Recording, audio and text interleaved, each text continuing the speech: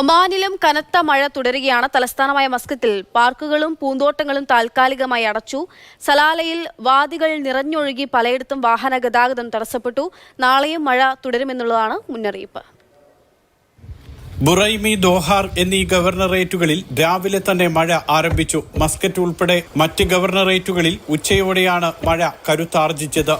സലാലയിൽ, സദ, ദൗക്കത്ത് തുടങ്ങി എല്ലാ പ്രദേശങ്ങളിലും നല്ല മഴ പെയ്തു.